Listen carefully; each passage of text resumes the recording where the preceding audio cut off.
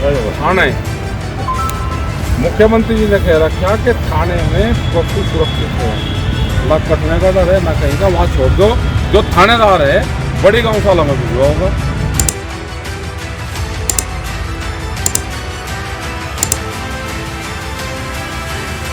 जबकि आप बराबर देखो पुराली का मामला ये है कि ये कुछ सामाजिक लोगों को भी इसमें लगाना पड़ेगा,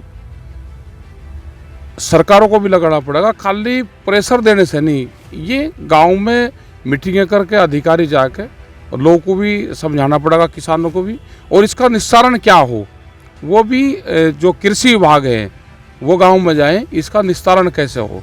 पुराली कोई नहीं जला रहा, पुराली तो 1000 रुपया बीघा बिक रही है। तो पुराली हरियाणा से लोग पुराली यहाँ पर लेकर आ रहे हैं, यहाँ किसी का पुराली नहीं है। जो कुछ वेस्ट होता होगा कोई उसको जला लेता होगा, हमने सबको करा के उसको भी आप अगर खाद में यूज कर रहे हैं, और इस तरह के इक्विपमेंट आए कि जो उसको फर्टिलाइजर में उसका इस्तेमाल कर सके खेत में। वो कटिंग सरकार करवा दे, अगर कोई वेस्ट कोई चीज़ है उसका कटिंग करवा दे, जिम्मेदारी सरकार ले। और जो एग्रीकल्चर के इस तरह के कटिंग के इक्विपमेंट हैं वे सस्ते करें, गांव स्तर पे 1-2 उनको दे दें, तो जिससे उसका निस्तारण हो जाए। भाई जेल से ना डरे तो इनकी जीत हो जाएगी, ये डर गए तो हारेंगे। जैसे यहाँ बागपत में विधानसभा में क्या हुआ, बीजेपी के हारे हुए कैंडिडेट को जीत का सर्टिफिकेट मिला। शामली में और मुजफ्फरनगर में क्यों नहीं हुआ?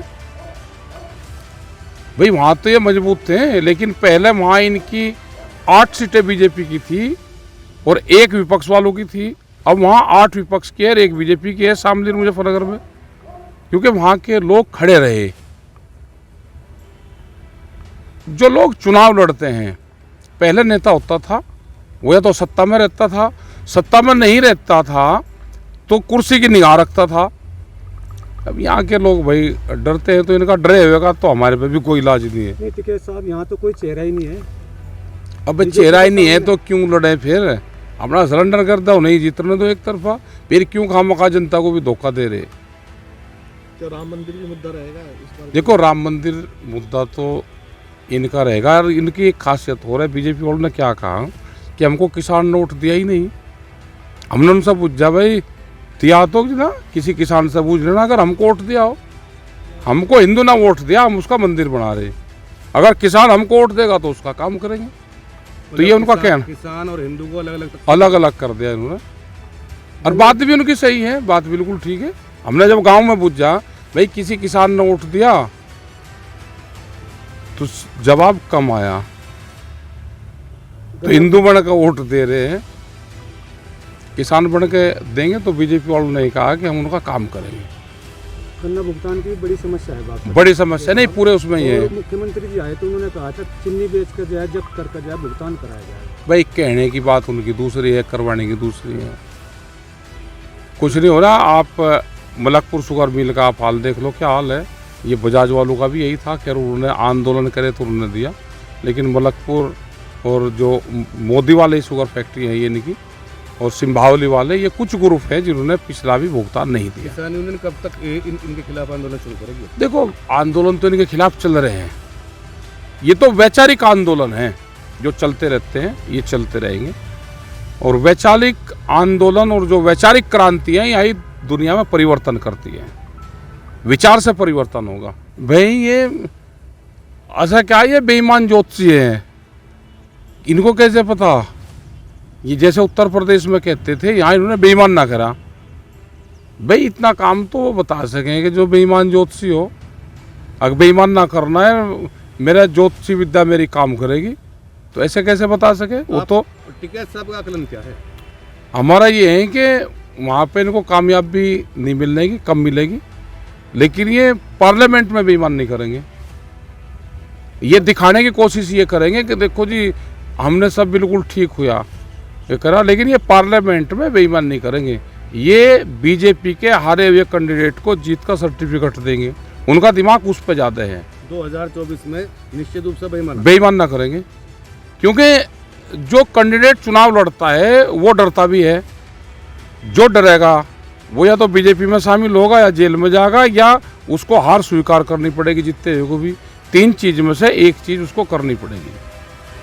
450 का सिलेंडर की आज राजस्थान में बीजेपी। भाई यहाँ पे बीजेपी की सरकार है, यहाँ क्यों नहीं कर रहे?